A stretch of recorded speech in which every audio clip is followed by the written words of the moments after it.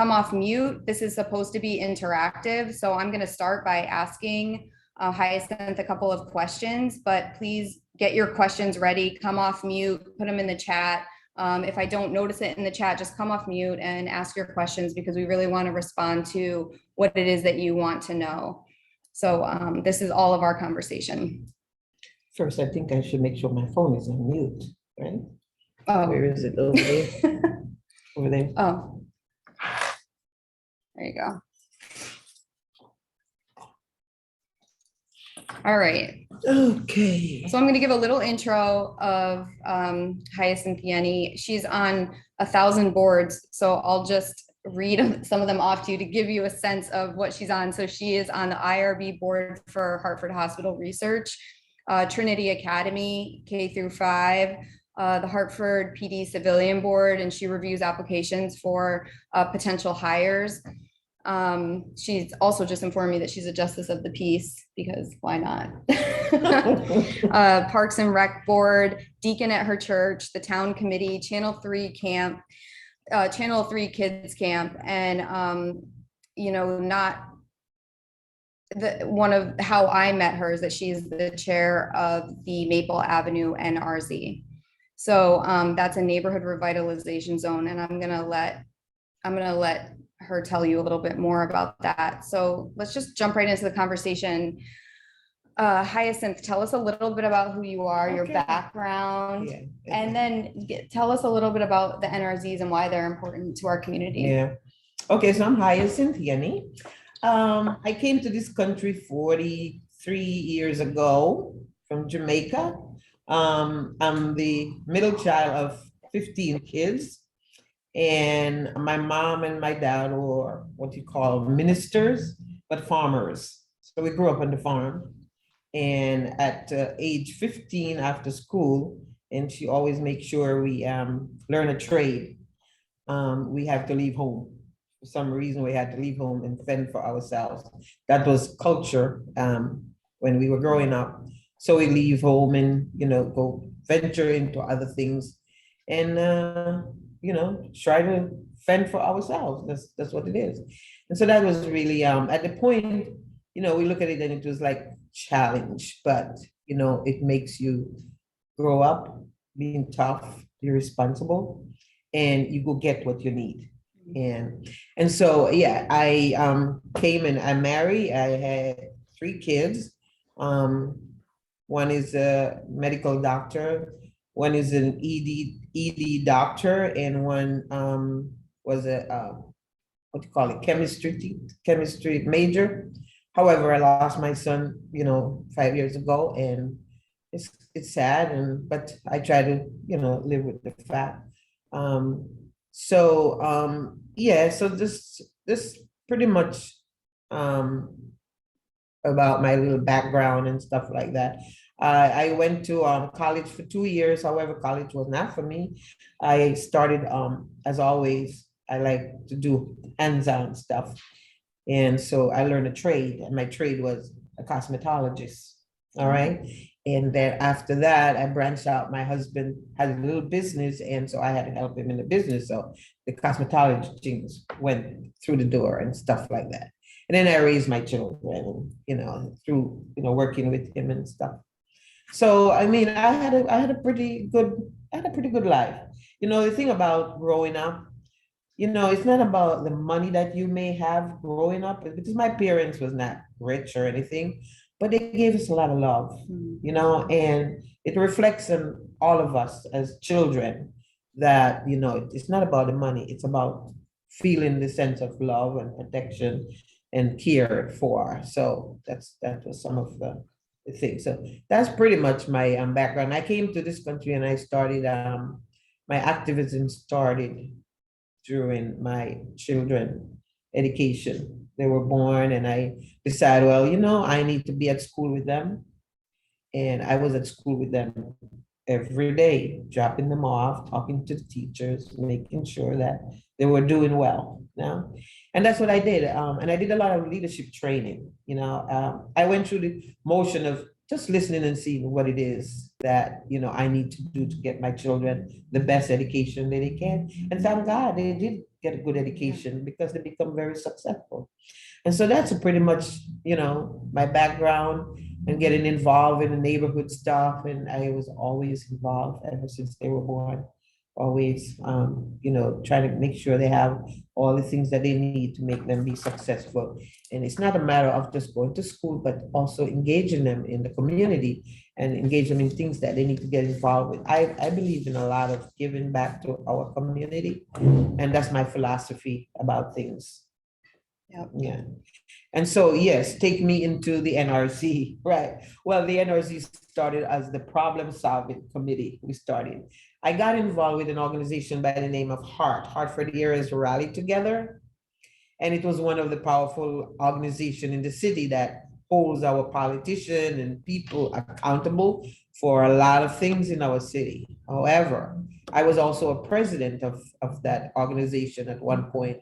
And however, that organization fell apart after certain people left the organization.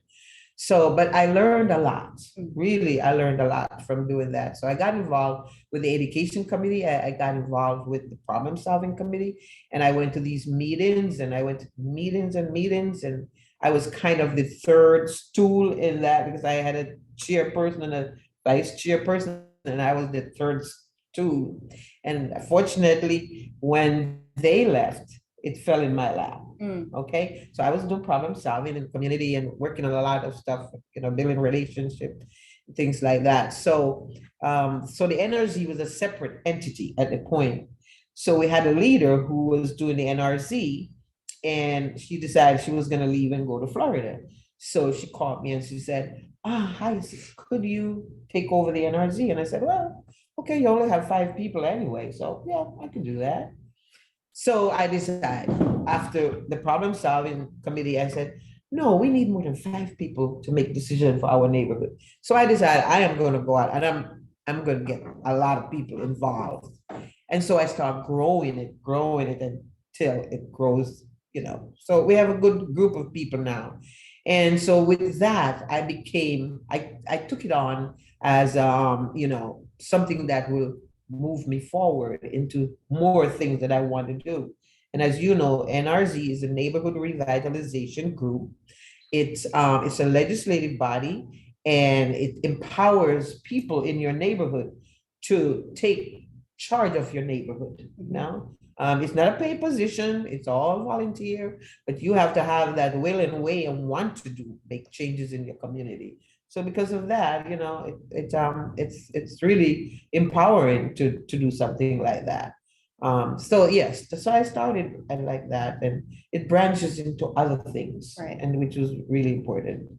So I've seen you in action at these NRZ meetings, and I have many questions, but if you can give everyone a glimpse of what does it look like, who attends the NRZ meetings, and what kind of things are you able to get done? Like just an example of some of the things you get done. So we work with the state and local government, state government, local government, and to get what we need done. For instance, we work with this state chief attorney office before this new one came on. So everyone comes on. We do the Hartford Community Court was something that we founded out of our problem solving committee, because the problem solving committee and the NRZ, we all mashed together. And the reason why for the community court was to try to bring everybody together from north, south, everybody together.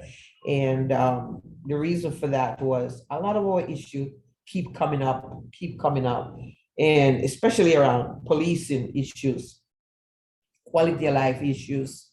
And we had some, again, Hart was very instrumental, in helping us to do some of these things. And we were able to connect federal and state and local government together and have meetings to say, hey, this is what we would like to see. We are sick and tired of having, our judge, our lawyers, our, state people at the court, just letting people out, they do something, they need to pay their dues, come back to the community and do stuff like that. So we came up with a lot of stuff, to deal with this. And so out of that came the community court at 80 Washington Street.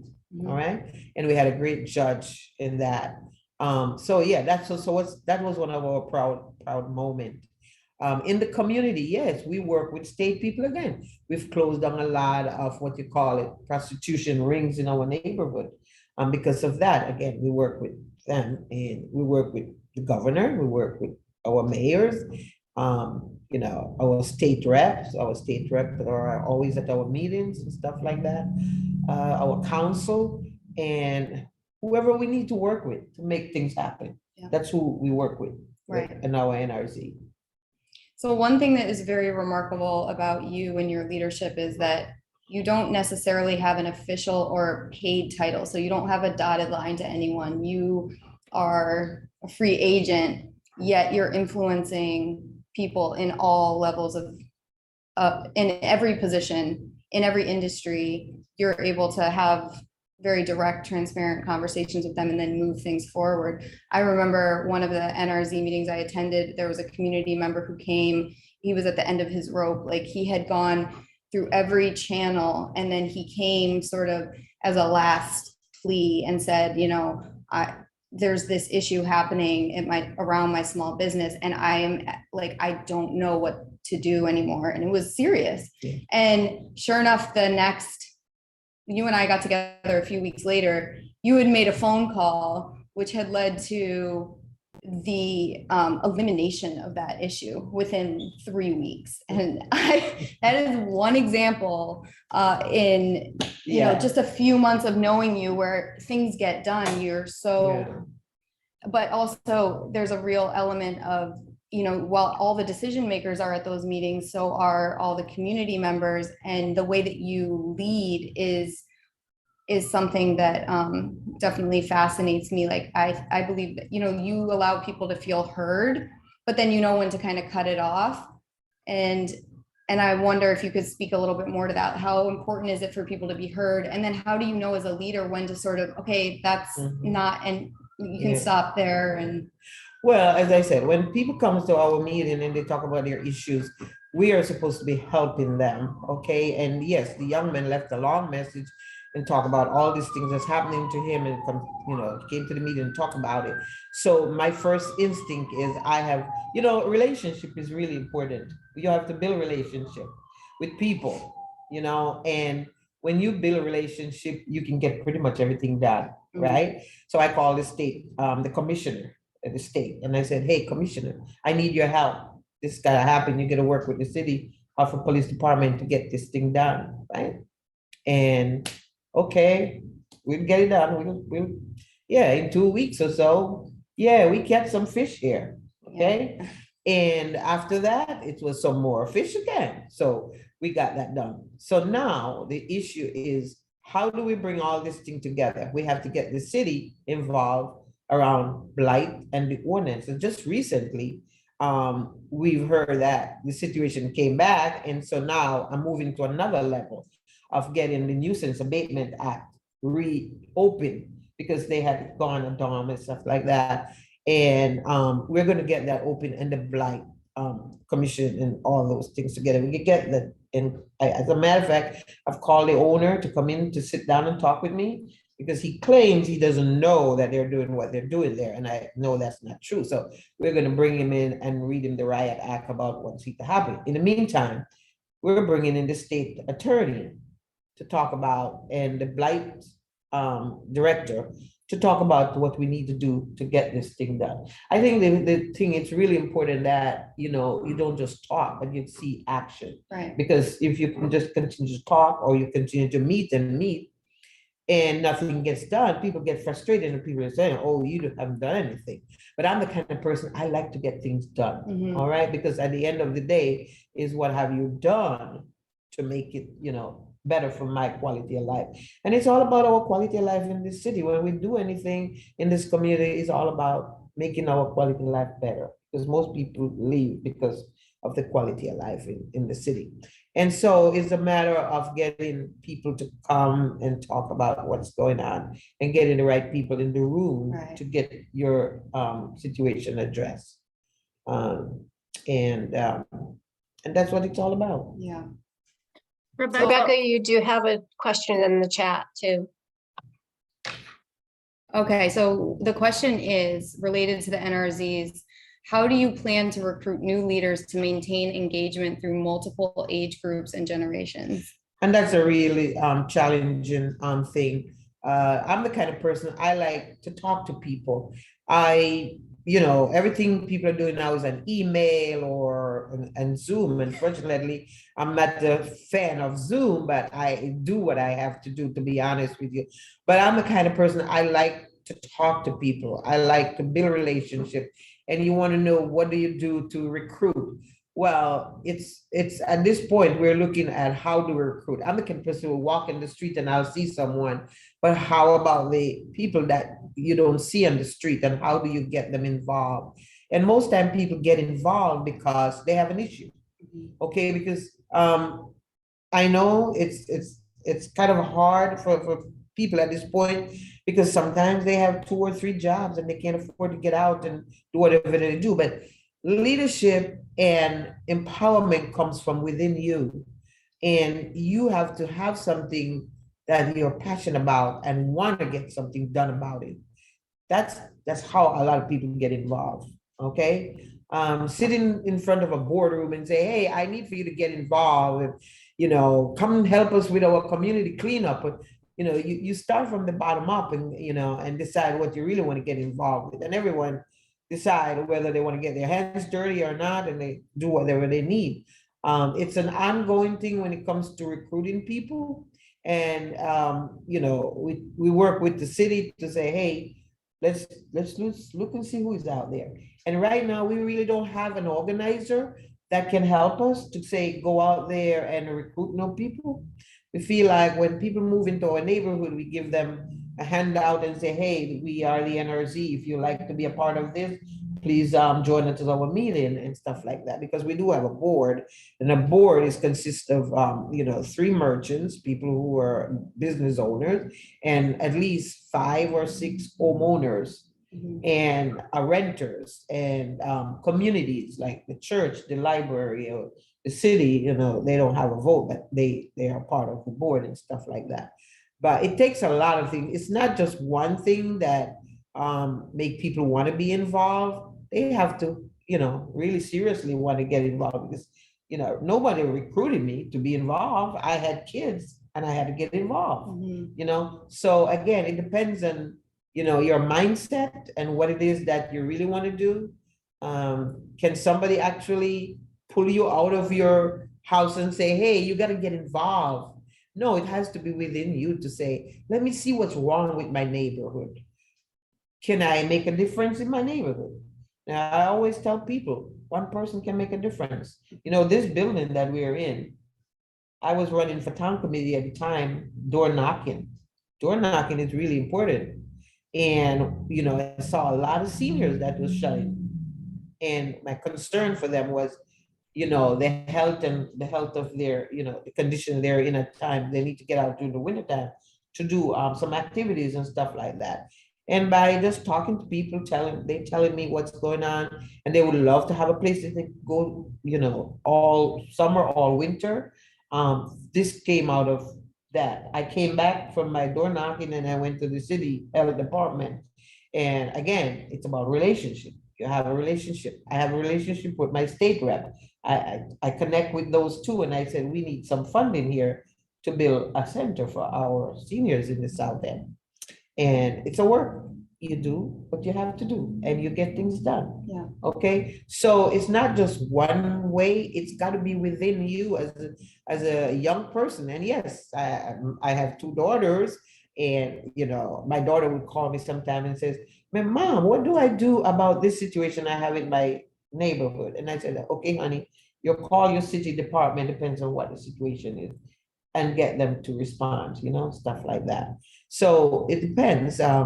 Some people just doesn't get involved unless something really affects them. Right. And that's what we have to understand, that you don't just bring in somebody and say they're leaders. Right. They have to, they have to want to do something for themselves in the neighborhood and join the group and say, "Hey, we can do more with people working together."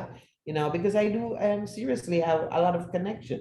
Yeah. So I wanted to ask you about that. So I know I'm listening, maybe others are listening and hearing. So if someone brings up an issue, you immediately know who are the people that I need to pull in to get this Yes, done. yes. But I imagine that didn't happen overnight. No, So it's, what would you say to people who aren't, how do you sort of accelerate that process of learning that so that okay. you can be So it's a matter of knowing who you need to know. right? Okay, and in a way, I think I'm very good at just, I can go pretty much anywhere and meet people who I need to know Mhm. and keep that relationship, build that relationship. And, it's about communication, talking to each other, and you can get stuff done in that way. Yes, it's over the years. I mean, I remember when I became president of Heart, and they had a real strained relationship with the police department, and I said, I don't want the police department to be divided from the community. I want to figure out how we can build a relationship. And so I went out of my way and connect with the chief of police and all those kind of good stuff. And it's a way how you approach things at times, Right. and it's and that's how we start building those relationships. Yeah. Same thing with the state chief attorney, whoever it may be. Nancy Pelosi come town. We get together, and it's like, well, yeah, I know you, and stuff like that. So it's a matter of how you approach things. Right. Nothing happens overnight, but first appearance can make a lot of difference. Yeah. So tell us a little bit about, because you have a reputation for being fearless and saying anything, you articulate yourself very well, you say things respectfully, but you say them very directly. Right. And so how have you always had that kind of courage? Was that cultivated? What is your mindset behind it? What's motivating you, driving you, and has that evolved over time? Yeah, I suppose I didn't really seriously take this serious until I look back at my life in general. I was that middle child trying to find my way out, and and demanding. I was a little bit aggressive about getting things done, and so it's kind of maybe something within me. I can be aggressive but calm with it, and get my stuff done. And yeah, it's one of those things that you have to be able to know how to approach people when you want to get things done. And I do get the things done that I need to get done because it matters to the community. So much example. I walk into the park every morning, the golfers are playing, and they'll tell me things that's happening, and I would say, how long is this happening? Oh, it's been for a while. And I would say, nobody talk about it? I said, okay, I'll talk about it. And I call, the director of public works or whoever I need to call and say, hey, this is an emergency. We got to do something about it. Okay. Next morning I'm walking. Oh, thank you so much. It got done. Okay. So it's like, again, it goes back to how you approach people. It's like I always tell the CSO, the community service officer, saying, even if you're arresting somebody on the street, you do it with respect. Yeah. All right. Don't care how you do it, just do it with respect. And then people will look at you as, well, he did that, but he did it with respect. So it's all about respect for people and getting things done. And I like getting things done. And it doesn't faze me. I'm not intimidated by anyone. It doesn't matter who you are. Really, I'm not intimidated. Yeah. All right, we have another question here from Matt at Rise Up. You've seen Hartford's good and bad over the years. What were some of the key factors that made Hartford work well when it has? And what does Hartford need to continue turning the corner? Okay, yes, I've seen it bad. Oh yeah, in the early 90s. Oh my goodness.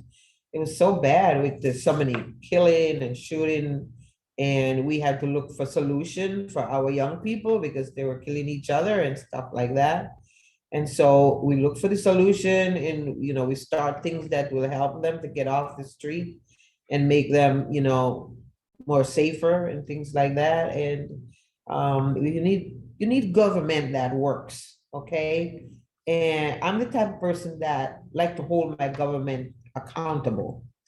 And I told a friend of mine, I said, you know, you and I should be running this city because we are all about getting things done, holding people accountable. I get so much excuse from city people to say, oh, we can't do this because this and this is happening and we can't do that. But I don't want to hear that. Okay. I want to hear that we're going to get it done. Right. All right. And it shouldn't have to be like that. You say it once, you don't have to say it forever. And then the other thing is when you do acts or work with government to do things, you have to stay behind them all the time. You know, some people think you can just say, yes, I want the government to do this for me, but you know, you as an individual have to stay behind this person to get what you need done. The project I'm doing in Franklin Avenue right now, it's from Malloy Time. And we had $2.25 million to spend on our NRZ. We have $2.25 million to spend. And, you know, Malloy was in power at the time. And we saying, okay, the city needs to spend that money. And the first year that Luke came in, you know, he didn't really have a good engineer to do the work. So because of that, nothing gets done. But I have to keep at them to say, hey, we need to have an engineer to do the work so we can get things done. So eventually, we have a great engineer now, and I was able to get to know him and build that relationship again. And you know, we kind of meet every once a month or so just to talk about project that's happening. And he knows that I mean very well. Okay. But it's not a matter of just talking about it. As I always said, an effective government is government that moves things forward, not just stick there and crawl like snail to get things done. So, you know, it's when Luke came in power, I had great hope, you know, that things are gonna change. Things are a little calm now. But yeah, it's at the point where, you know, we need to pick it up and move, you know, move forward. And so, yeah, I've seen it that it's bad and it's worse. And it's not as bad as it used to be right now. And, you know, when it, you know, a few years back, we still have the fights in the neighborhood. But again, that goes back to too many guns in our community, you know? And so we just have to work with our government and we got to hold them accountable. But we need more people to come out and say that.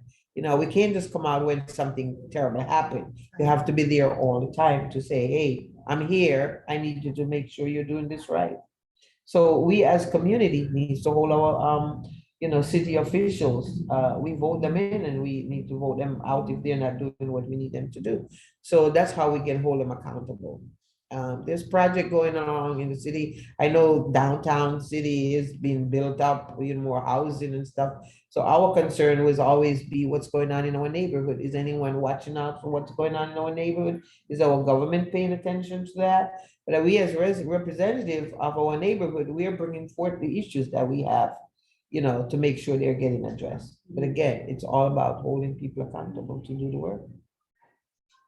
So we see your evidence that you don't have to have a title or a position in order to be influential and to get things done, to move the needle, to lead others, to be part of that movement. How do we get other people to know that they are also empowered? It's not because, oh, I don't have this position, I can't do anything, or I'm powerless. Like, how do we get the message out there that you are empowered, and if you keep at it, you can affect change?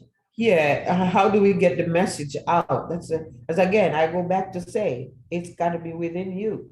Because you know, you have people will sit at home and they have lots of issues, but no one go out. They know what's going on that's wrong in our city, but no one goes out to speak about it. You have to speak about it, and there's no way you should sugarcoat things. If somebody's not doing the right thing, you need to let them know they're not doing the right thing. And you know, as I said, we all have a vote. And so we need to make sure that, you know, they can speak for themselves and, you know, be more bold about things and demand more things. I go to school board meetings and I, you know, usually tell the superintendent, you need to stop bullying our teachers and bullying our principals and stuff like that. And I don't sugarcoat it. I just tell them as it is, because I'm hearing a lot of these bullying happening within our schools. And it makes me sad, because I always say, if you don't have happy principal, happy teacher, how are you going to have happy kids? Right. Okay, so that's important. And so as parents and as community, we need to speak up more. Don't wait for things to get so bad, then you decide, oh, I'm going to move out of Hartford or wherever the situation is. Because moving doesn't solve the problem. You have to stand up and face it, and you have to fight back to get what you're deserving of for your community. So what's like a one step someone can take if they're, they feel as passionately as you do, but feel afraid, or, some people, right? There's a lot of fear that goes on, and maybe they're thinking like, oh, well, she's bold, or she could do it because that's who she is. But when it wasn't, what can they do to take one step towards like being a little bit more bold, or maybe facing the fear, doing something even though they're afraid of the repercussions? Well, when you have an issue, you have to figure out how to resolve it. And if you can find a leader who you can have, to mentor you or whatever the case may be, that's really important. You know, as I was doing that parent leadership training when my kids were smaller, I was told that you have to be the strongest advocate for your children. Okay. Other people may say, I'm advocating for your children, but you are the one that has to be the strongest one. So when you have an issue and you feel like no one else can fix it for you, but you have to go out and do it, you will find that will and that power to go out and do it. Because my community is my passion. Okay, I want to fix everything, and sad sometimes I can't fix it all because the government works so slow, and because of that I get frustrated at times. But not to give up, but that makes me want to push a little harder. Well, that actually feeds right into another question that we have, which is after decades of selfless service, what keeps you motivated to continually push toward community progress? It seems like I like to solve problem. And when I see it, when somebody call me about an issue, I want to solve that problem for them. So because of that, it gives me more energy to do what I'm doing. And I like doing it. And when the result comes, it feels good, but it's not something that goes to my head or anything like that. It's just something that make me feel like, these people are deserving of this thing and it needs to be done. And we all talk about the quality of life issues in our community, because quality of life drive people away from issues not getting addressed. But no, just doing what I do in the community, and I like to plan, and I do not like bureaucracy. Okay, I do like to get things done for the people. All right. So whatever problem someone may have, bring it to me and I will help. How do you handle disappointment? There's always disappointment in life, but because the way I was brought up, I'm used to disappointment and I move on. I don't sit around and say, hey, boy, I lose at this one. No, I just move on. Okay. Because, stop to think about the loss, just make you more, to me, loss make me more determined. And I always tell my kids, I said, you get up and you move on, all right? And never say you can't do something. This is really important for you to try and make it happen. I've seen you communicate that well also to at these meetings where you said, okay, this is what we were hoping for, this is what we did to make it happen, and unfortunately it got denied. We're moving on. And like, and we don't like that happened, but we're moving on, and then it's next issue. And it kind of, I love the way you address it right head on, but then, it's like, okay, we're gonna continue, we're not gonna stop moving, going for what we want to see change, but we're also not going to get stuck there. No, you don't get stuck. You move forward. Okay. You got to encourage, whether you have children or not, to let them know that there's always disappointment in life, but you know, you can always make something good of that disappointment, you know? Yeah. So you and I have taken a couple walks. Usually it's because we're going directly to see someone who we want to get something done with. And you'd rather do it face to face. But Yeah. on the way, we meet people, other people who know you, and they bring up, like in passing, they'll just bring up an issue because and say, okay, well, I know you're taking care of this. I told so-and-so that you're taking care of this building, and you tell, they know and they trust that you're at work at certain things. Or if they have opinions, they'll say, people listen to you. Here's what you need to tell them. And this is just as we walk down the street. When did you realize that that you really had significant influence and that people really trust you to get things done and be an advocate for them? Well, as I told you before, when you get things done, people believe in you and trust in you. And that's the end game of things, you know? It's as simple as that. You Was there get ever a things done. moment where you sort of said, oh my gosh, like I really have a responsibility because you saw your influence? Or was it just sort of a series of, No, nothing does surprise me in anything I do because of my ability to do things and to get things done. You know, and as I said, relationship, you know, any organization that you have, and it goes back to if you're looking for money, people always said it's about relationship. You send me a thing for money, and I'm going to say, do I really like this organization or not? I ain't going to pay. I'm not going to give. But if you have a relationship in that organization, or you'll be happy to send a check to that person. So it's just like everything else. The relationship you build in a neighborhood, when people see you, you know, and they have an issue and they tell you about it, they know that somewhere along the line you're going to try. And if you cannot get it done, it's because it's not going to get done. And you can always simply tell them, you know, I'm sorry, it didn't work out. Okay. So it's just a matter of the will to do things. yeah. Okay, we have another question. Have you worked at mentoring others to develop the skills and the connections they will need to be successful as you have been? Yes, I have young people from Trinity College that will come over, and they're assigned to come to our meetings and stuff Yeah, like I that. see them there. And you know, it's funny because I watched my mentors. Okay, when I was like the third person, the third stool leg, I watched my two leaders, okay, do what they do. And I didn't realize that one day I would become that leader. Okay. So again, it's what you've learned and what you've taught. Sometimes you can learn a lot from just seeing what people do, and you're able to relate that to leadership. Okay. And so again, I wonder sometimes because I love to see when people have the passion for doing things. You know, I met a young lady recently. She said she wants to go into you know, social stuff for communities, and she wants to be an organizer. And I said, okay, so honey, here's what you're gonna need to do first. You know, if you want to be an organizer, you're gonna have to start doing some door knocking. Get to know who's out there. Because I had to do door knocking when I'm running for town committee. Right. Okay, so you get to know people, and then you're able to you know, build that relationship. So yeah, mentoring is something that, you know, that something we can do.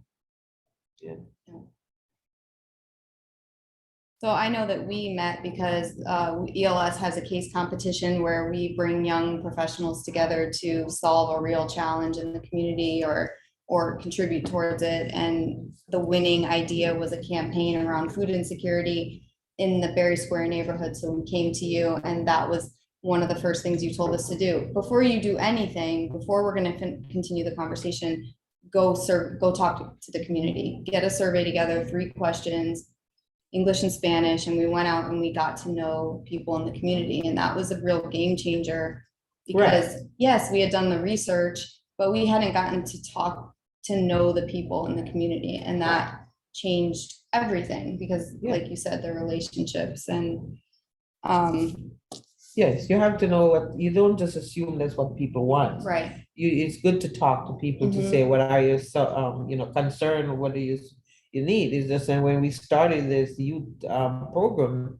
that my son was a part of, South End Niagara Youth Centers, now Youth Compass, whatever they call it. That's what I told the young people. I said, no, it's gonna be your responsibility, go out into the neighborhood and get as much signature as possible and talk to people about what it is that you want to do. Right. Okay, and they did. So it's just a matter of, you have to know people needs before you can say, oh, I'm going to provide. And I know we have a lot of organization in the city assuming that they know what our community wants, but you never know until you actually speak to them. And how can organizations stay most connected to the true voice in the community? By connecting with the community, by making sure that you don't just sit on the sideline and say, hey, I know everything they're doing, I know what they are, they're poor, or they're whatever the case may be, but kind of mesh yourself into the, you came in and you see how it is. I feel like everyone can be a leader. I have to let you know that Jim Boucher is my mentor. I learned a lot from him. He was that fellow that was the director, but he gives you that room to do what you need to do. He didn't try to, stifle you to, this is what you need to do. You have to learn at your own pace what the leader is. And so I've learned a lot from him, you know? So that's what it's all about. Everyone has their own leadership style. Okay, and everyone learn at a different pace about what a leader is, and everyone can be a leader, but it's just a matter of what kind of leader are you really, you know? So it's really important to build your own style of leadership. And you're engaging with leaders from across, a diverse industries, and different sectors. What would you say is a common trait to a successful leader? A common trait it's about, as I said, it's about relationship. It's a common thing. Okay, you have to have a relationship with people, and the way you build a relationship is by talking to them. Sometimes you have things in common, and if you don't, then you have to figure a way how to still meet that quota of getting to know who they are. Okay, I know years ago I was very involved with United Way and Hartford Foundation for Public Giving, and through their leadership, they have gone through changes with different directors or whatever the case may be. So we've kind of lost touch with them. So I really was glad when you came back and say you're from United Way, because we need to know, United Way need to know that we are here. Yeah. And we're in the community and doing a lot of good stuff without money. We're doing a lot of stuff without money. Yeah. Okay. And we don't, to be honest with you, we don't need the money to do business what we want to do, because I've built a relationship with all my merchants and with whoever I need to. All I need to do is ask. Right. I need this and I need that to help me through this thing, And so I have my cohort of people that I need to work with, and so I do. And you're getting a lot done without money, but you're also influencing where millions of dollars are going. Exactly. In the city, yeah, so, right. We just recently got a $2 million from my state rep to finish the main street here. All right. So I got money from the state to do football field and things like that. So I do have a relationship with people. I can call Matt Ritter and say, hey Matt, I need this, and it's not a matter of just saying one time, you don't say it more than one time. But you get things done, So yeah, it's knowing who you know. Yeah. So we have 10 minutes left. I'm going to ask another question, but while I am, please put any last questions you might have in the chat. We probably have time for one or two more. I have like 5 questions that I really want to ask you, but I think, how do we, so you're interacting with many leaders, and when you notice leaders who are effective, maybe do you see leaders who are effective and then maybe it changes? And what are some of the tracks we can look out for, ways that maybe the way to frame it is, what are ways that we can check in with ourselves to make sure regularly to make sure that we're staying honest and that we're moving in the right direction? Yeah. Well, leaders are not supposed to be controlling, because I remember going through some of those, other people that would try to control me, and I would not hear about that. I said, look, I volunteer for my community. I don't need anyone coming in. So it's a matter of learning how to navigate things. And I think leadership should be free. I mean, you can get it, or you can probably just stand by the wayside and figure out, how do I become that?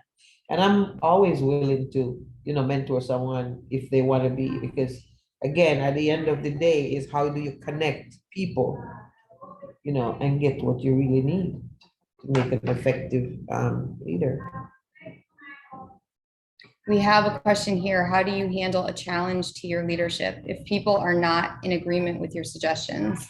Well, I'm the kind of person that can work with anyone. Doesn't matter whether you decide, well, you're not going to support my issues or whatever the case may be. I'm willing to say, okay, it probably won't work out this time, but I don't give up, Mhm.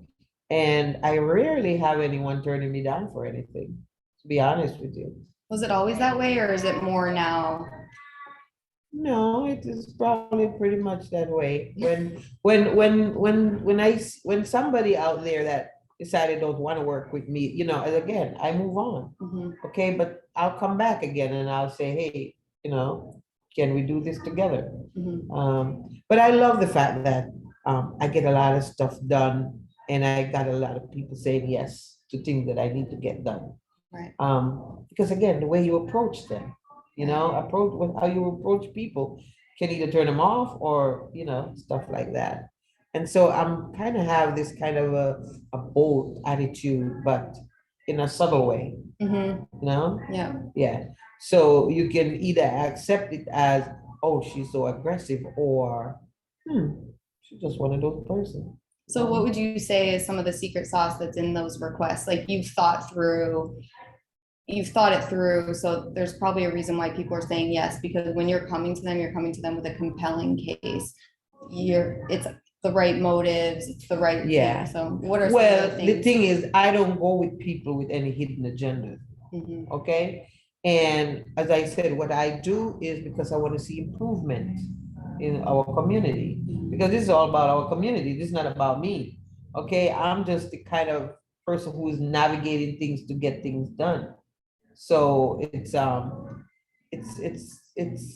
I don't have a hidden agenda. Mhm. Okay. I don't, as I said, I don't take pay from anyone. No one can tell me that they owe me anything or I owe them anything. So because of that, I think I can keep it real, you know? No, nobody pull my string. I mean, nobody tells me when to do, when not to. Again, it's all about the people. And you have the people behind you, and they know you're gonna come through for them. Yeah. So when you approach a leader because you're unhappy with what they're doing or how they're doing it, do you approach them in a certain way that also has a recommendation for a different way, or how do you, what are your? Yeah, you can talk to them about how they approach it, and stuff like that, and you probably give them an example of how they could have made it a little better or whatever the case may be, with no hidden agenda, and be upfront with that. And how do you sort of decide what's worth it? So I'm sure you have many issues being brought to your attention. What are some of the things that you do to filter out, like, I'm not gonna pursue that, I am gonna pursue this, or? Well, you ever heard about it? You ever heard the saying about I pick my battle? Mhm. So I choose what I do from what I don't do. Right. Okay. And pretty much, you know, I do focus on things that I can get done. You Okay. know, I don't focus my time on negativity. Mhm. It's I live a very positive life and I love people. And because of that, and some people may see me as aggressive or whatever the case may be, or, looks are deceiving, but the point is, it's all about relationship, getting things done. And quality of life, I know is a big driver. Yes, quality of life is a big, there's so many things to do. There's no reason why anyone said they don't have things to do. And we encourage people, to get involved in whichever way you feel like it matters to you. Doesn't matter where you are, where you live. If you think you can make a difference, a lot of people live in suburb town, but a lot of people work in the city, Mhm. and they go home in the evening time. And so, those people can say, hey, I can make a difference. Well, how do I get connected? You know, you can always call the city and say, hey, I want to be involved in something. And most time you'll find people there will direct you in where you should go.